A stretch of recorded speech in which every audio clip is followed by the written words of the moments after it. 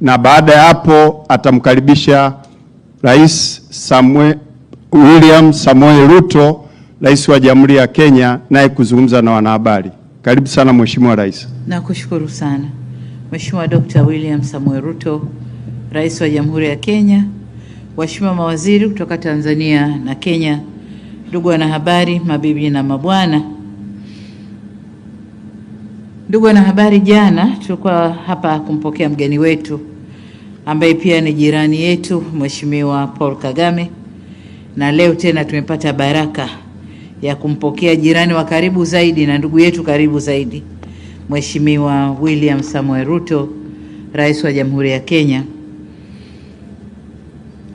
Rais wa Kenya mara nyingi amekuwa akija Tanzania, lakini akija kwa shughuli mbalimbali, lakini leo amekuja kwa ziara rasmi ya kiserikali. Na katika ziara hii tumefanya mazungumzo muda mfupi uliopita. Tumefanya mazungumzo kuangalia maendeleo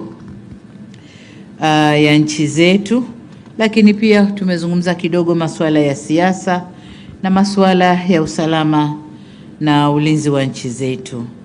Kwa hiyo tunapozungumza mambo ya kiuchumi, tumezungumza pia masuala ya ustawi wa jamii za Kenya na Tanzania. Lakini kama mjuavyo, dunia ya sasa, ushirikiano kati ya mataifa umejikita zaidi kwenye mambo ya kiuchumi. Kwa hiyo tulijielekeza sana kwenye mambo ya kukuza biashara, lakini pia mambo ya kukuza uwekezaji katika nchi zetu. Na katika hilo tulikubaliana kuondosha vikwazo vyote visivyo vya kikodi ambavyo tukipunguza vinaongezeka, tukipunguza vinaongezeka. Sasa tumewapa watendaji wetu muda mwisho wa mwezi huu wa Mei wawe wamemaliza vikwazo vya kikodi. Kwa hiyo hilo ndio moja tume. Lakini la pili, tume zetu za pamoja, kamati za pamoja za biashara, Joint Trade Committees, zikae mara kwa mara kuzungumza masuala ya biashara na kuhakikisha hakuna vikwazo vipya vinajitokeza kwenye mambo hayo. Tumezungumza mambo ya nishati, na kama mnavyoona kumewekwa saini mikataba 8, kati yao mkataba wa nishati, na hii ni kujenga njia za kuunganisha kuziana umeme baina ya nchi zetu mbili. Tumekamilisha njia moja, tunakwenda kujenga njia ya pili, na ndio hichi tulichosaini leo hapa. Vile vile tumesaini ujenzi wa bomba la gesi utakaotoka Tanzania Dar es Salaam kuelekea Mombasa, Kenya. Hayo nayo tumezungumza, tumekubaliana, na kama mlivyoshuhudia tumesaini maelewano hapa. Jambo la tatu ni kwa upande wa uchukuzi na miundombinu. Mmeshuhudia uwekaji wa saini kule Kenya, wasema kuweka dole, si ndio? Kuweka kidole, sio kuweka dole, kidole. Tumeweka saini makubaliano kwenye nyanja mbili. Moja kwenye reli, tunakwenda kuunganisha reli kutoka bandari ya Tanga tunakwenda mpaka Kilimanjaro. Kilimanjaro tunapita Taveta, reli inaunganika na Kenya. Lakini kwenye hilo Rais Ruto amesema kuna kipande kingine ambacho nacho lazima tukifanyie kazi, takachokwenda kuunga kutoka Kenya kuingia kwenye SGR kule Singida. Kwa hiyo nayo tutakwenda kuifanyia kazi. Lakini vile vile kuunganisha usafiri ndani ya maji katika maziwa yetu, na hasa ziwa Victoria ambalo linaunganisha biashara Kenya na Tanzania, lakini pia Uganda.